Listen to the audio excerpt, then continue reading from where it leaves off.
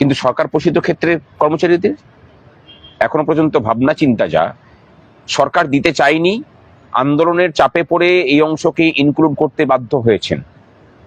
কিন্তু আমরা যদি আরো চাপ দিতে না পারি, কথাটা শুনে রেখে দিন ভালো করে, এই সরকার কিন্তু আপনার অধিকারকে বঞ্চিত করবে। অনেকে বলবেন যে এটা ওই আন্দোলনে লোক জোটানোর জন্য, আর এরা তো সরকার বিরোধী, সুতরাং সরকার বিরোধিতার হাওয়াটাকে আরো বেশি করে জোরদার করার জন্য।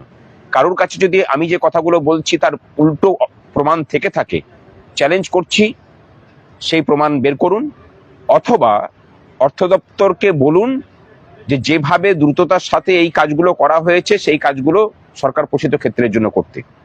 তারপরে তারা বলেন আধিকারিকরা ওই মিটিংয়ে যে আমরা একটা পোর্টাল তৈরি করে দেবো, সেই পোর্টালে সমস্ত দপ্তর আপনাদের কর্মচারীদের তথ্যগুলোকে আপলোড করে দেবেন। তারা তখন বলেন যে সেই পোর্টাল কবে চালু হবে? তা বলেন যে ওই হবেক্ষণ, এখন সময়ে করা হবে। লক্ষ্য করে দেখুন, সামনে নির্বাচন, এই নির্বাচন পেরিয়ে গেলে আপনি কিন্তু এই সরকারের টিকিটিও ছুতে পারবেন না, পারবেনও না। সুতরাং যা কিছু করার তার আগে করতে হবে, এবং আগে করা শুধু নয়, এর যদি এই ধারাবাহিকতা চলতে থাকে, ইমিডিয়েটলি যদি সরকার এই ব্যবস্থা না নেয়, আগামী 12 তারিখে যে ডাক আমরা দিয়েছি সেই ডাককে কিন্তু সফল করতে হবে। আগামী 12 তারিখ 12 এপ্রিল রবিবার পড়ছে। আপনাদের সকলের সুবিধার্থে আমরা ডেকেছি, কাউকে আমন্ত্রণ নয়। সকলে নিজের তাগিদের জায়গা থেকে আসুন, আর যারা পেয়ে গেছেন সরকারি ক্ষেত্রের, তাদেরও কিন্তু 60% টাকা কম পেয়েছেন।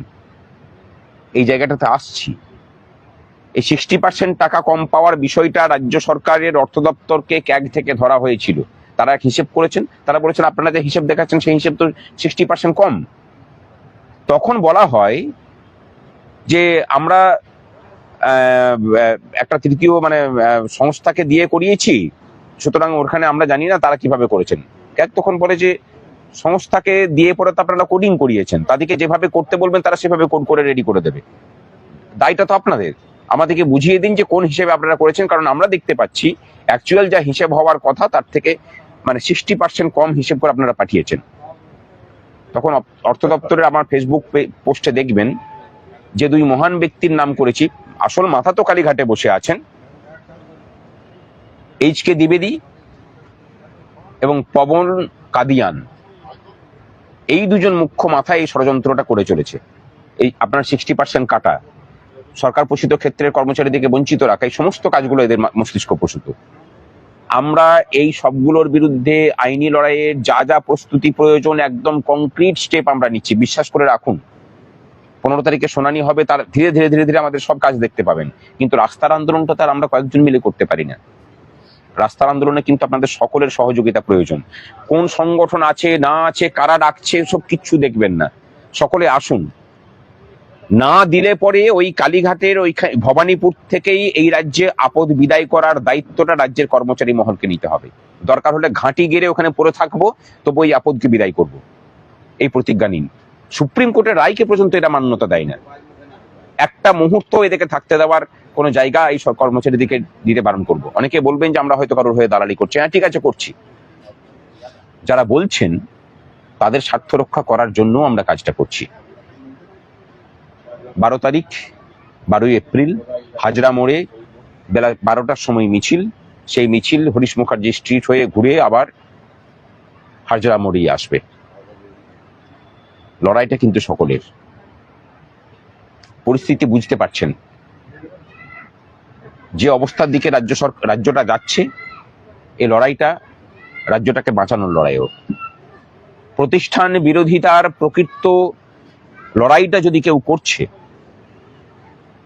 সংগ্রামী যৌথ মঞ্চই করছে। এই শাসকের প্রত্যেকটা চক্রান্তের চোখে চোখ রেখে জবাব যদি বিগত 3 বছর ধরে কেউ দিতে পেরেছে, আমাদের মতো কেউ দিতে পারেনি। নির্ভীকভাবে, আপোষহীনভাবে এই ধরনের কথাবার্তা বলার ক্ষমতা কেউ জুটায়নি। খুব দুর্ভাগ্যের বিষয় হলো এটা সত্যি। প্রাতিষ্ঠানিক দুর্নীতি বিষয়ে লক্ষ্য করে দেখুন, বিরোধী দলগুলো পর্যন্ত চুপ করে আছে। আমরা অত্যন্ত ব্যথিত সেগুলোকে নিয়ে। আরো একটা বিষয় আছে, এই প্রাতিষ্ঠানিক দুর্নীতির ফলে 26,000-এর চাকরি গেছে। 26,000-এর মধ্যে সবাই যেমন যোগ্য নয়, এবং 26,000-এর মধ্যে সবাই অযোগ্যও নয়। আমার একটা ফেসবুক পোস্ট নিয়ে বিতর্ক তৈরি হয়েছে, আমি ক্ষমা চেয়ে নিচ্ছি সেটার জন্য, অনিচ্ছাকৃত ভুল। সমস্ত বিরোধী রাজনৈতিক দলগুলোর কাছে বলবো যে এই 26,000-কে নিয়ে আপনাদের যে বক্তব্য, সেই বক্তব্য পরিষ্কার করুন।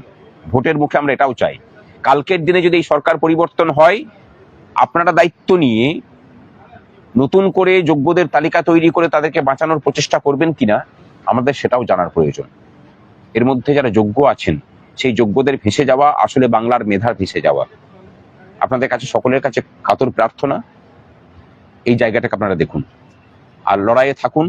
রাজ্যের সাধারণ মানুষকেও এই লড়াইয়ে আহ্বান জানাচ্ছি, আগামী 12 তারিখের যে লড়াই, সেই লড়াইয়ে আমরা কোনো পতাকা রাখছি না, সকলকে মিলিয়ে লড়াইটা হবে।